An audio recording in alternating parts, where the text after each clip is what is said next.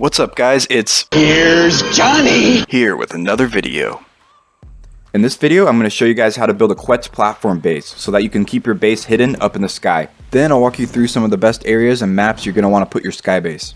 After getting yourself a Quetzal and a platform saddle, you're going to need to strategize which types of structures you're going to want and how many of each, since there is a structure limit of 40 for a Quetzal platform.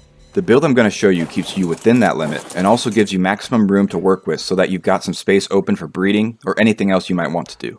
You can customize this build however you want, but this is what I personally like to go with. This build is going to require 1 pillar for sinking foundations if you so desire, 4 foundations, 8 giant metal hatch frames, and 8 giant metal trapdoors.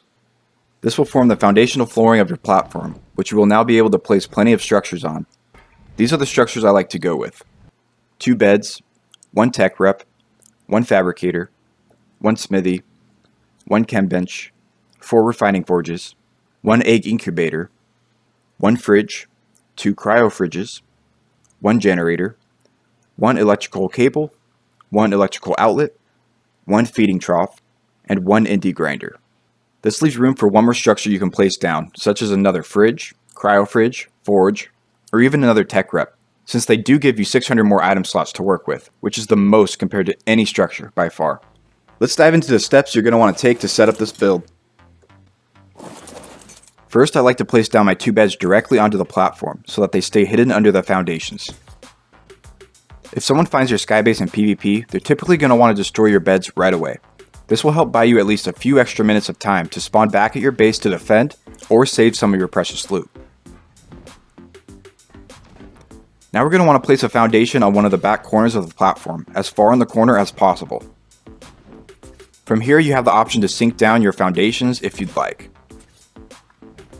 Place a pillar on the foundation using the lowest snap point. Then snap another foundation on the other corner using the lowest snap. Repeat this process up to 3 times so that your beds stay hidden under your foundations.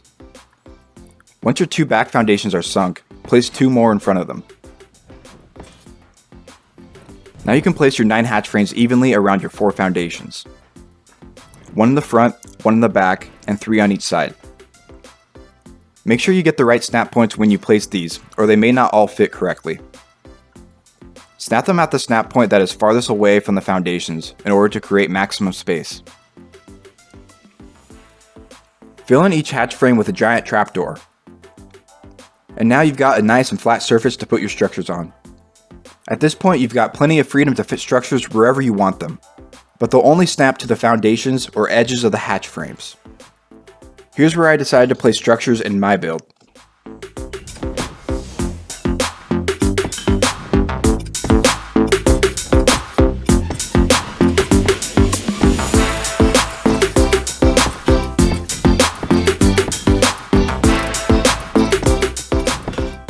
Alright, there's my finished Skybase build.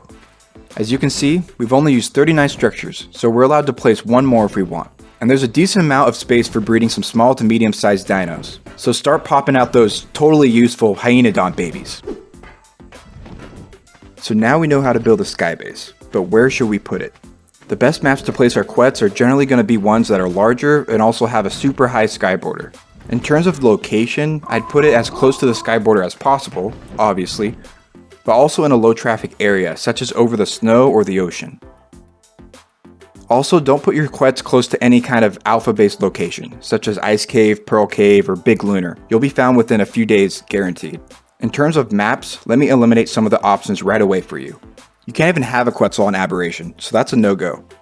Belguero has probably the lowest sky border out of any map, so that's a bad idea. On Genesis 2, everyone has a tech suit, so it's a piece of cake for anybody to find you.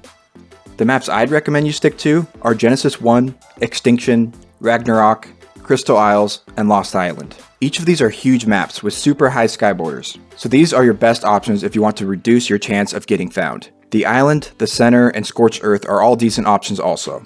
I hope you found something useful or interesting to take away from this video, and I wish you the best of luck out there while you're trying to stay hidden up there in the skies.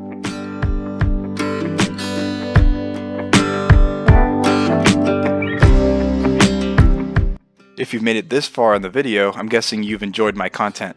If you could make sure to like and subscribe to the channel, I'd really appreciate it.